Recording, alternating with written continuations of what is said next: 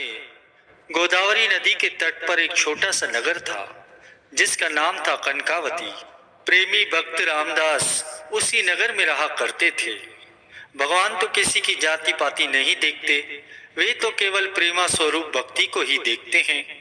जैसा कि कथन भी है कि जाति पाति पूछे नहीं कोई, हरि को बजे सो हरि का होई। भक्त रामदास विवाहित थे। उनके माता पिता ने उनका विवाह छोटी आयु में ही कर दिया था। पढ़ने लिखने के नाम पर पति और पत्नी दोनों ही निरक्षर थे। वे जूते बनाने का कार्य करते थे और अपने जीवन से ही संतुष्ट थे। भक्त रामदास की वृत्ति हर समय भगवान के सिमरन और ध्यान में लगी रहती थी। जूते बनाते समय भी इधर उधर की व्यर्थ की बातें करने के बजाय वे भगवान का ही ध्यान किया करते और भगवान नाम का जाप किया करते थे, जिससे कि उनका एक श्वास भी व्यर्थ न जाए। वे महापुरुषों के इन वचनों पर पूरी तरह विश्वास किया करते थे कि श्वास श्वास में नाम जप, वृथा सांस मत खोए। पास पड़ोस में कहीं भी कथा कीर्तन होता तो वे वहां अवश्य ही पहुंचते। पड़ोस में कीर्तन हो रहा हो, भगवान की महिमा के गीत गाए जा रहे हो और वे पेट भरने के लिए काम करे, ये बात उन्हें गवारा नहीं थी। इसलिए वे सारे काम काज छोड़कर वहां पहुंच जाते थे।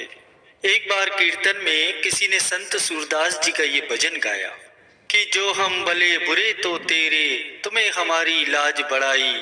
जो कि भजन की पहली पंक्ति, जो हम भले बुरे तो तेरे, भक्त रामदास के हृदय पटल पर अंकित हो गई। वे अक्सर इसी पंक्ति को गुनगुनाते रहते और कभी कभी गुनगुनाते हुए ऐसे प्रेम विभोर हो जाते कि अपनी सुध बुद्धि खो बैठते। एक बार एक चोर ने किसी के घर में सेंध लगाई। गुरु को वीडियो लाइक करना, सब्सक्राइब करना प्लीज। बहुत मेहनत से मैं सक्सेस बनाता हूँ। गुरु को वीडियो लाइक कर दे करो, सब्सक्राइब कर दे करो प्लीज। परंतु घर के लोगों के जागने के कारण वह शीघ्रता से गठरी लपेटकर वहां से भाग निकला। घर पहुंचकर जब उसने गठरी खोली तो उस सामान में भगवान की बड़ी ही सुंदर मूर्ति निकली। मूर्ति देखकर चोर ने मन में विचार किया कि इस मूर्ति का मैं क्या करूंगा।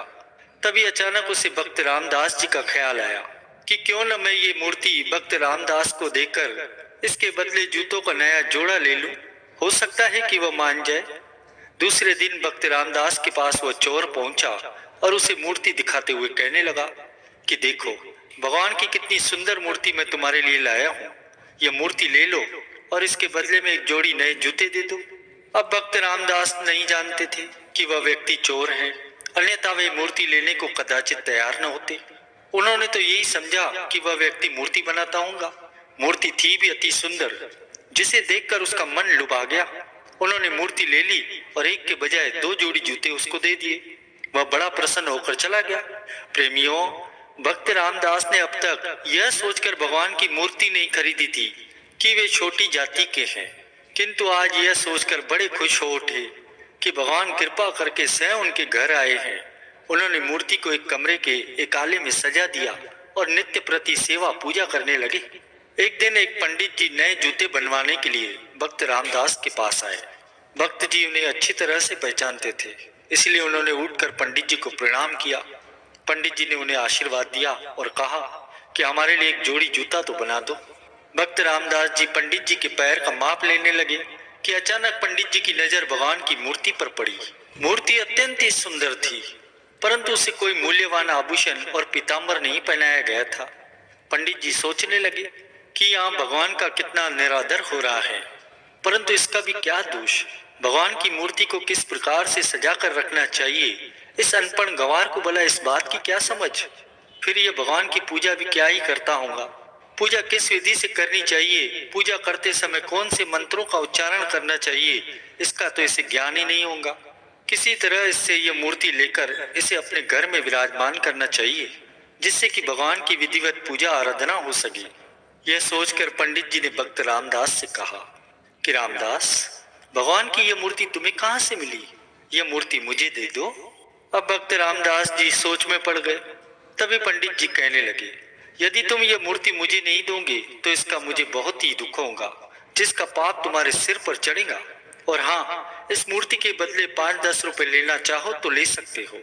भक्त रामदास मूर्ति देने को तैयार न होते, परंतु पंडित जी के ये शब्द सुनकर कि यदि तुम यह मूर्ति मुझे नहीं दोगे तो इसका मुझे बड़ा ही दुख होगा, वे भगवान की मूर्ति देने को सहमत हो गए।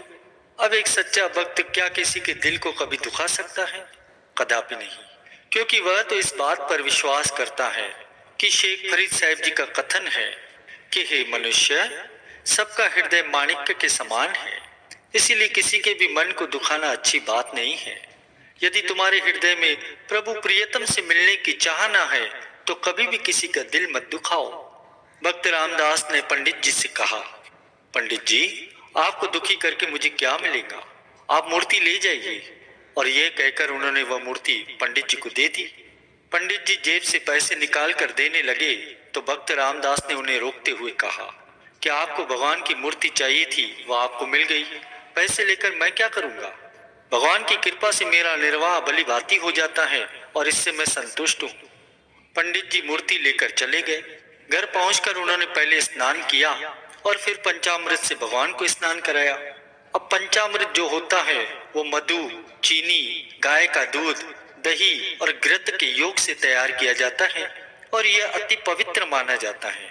स्नान कराने के बाद उन्होंने भगवान को पीतांबर और आभूषण आदि पहनाकर एक सुंदर चौकी पर विराजमान किया और वेद मंत्रों का पाठ करते हुए विधिवत भगवान की पूजा आराधना की।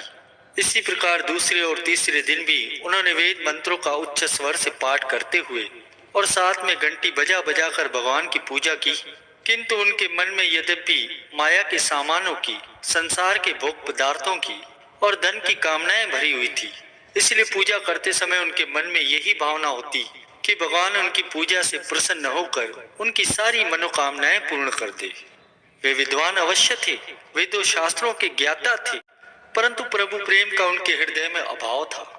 वे वस्तु तो भगवान के नहीं अपितु धन पदार्थों के पुजारी थे और इनकी प्राप्ति हो जाए इसी कामना से वे भगवान की पूजा आराधना किया करते थे।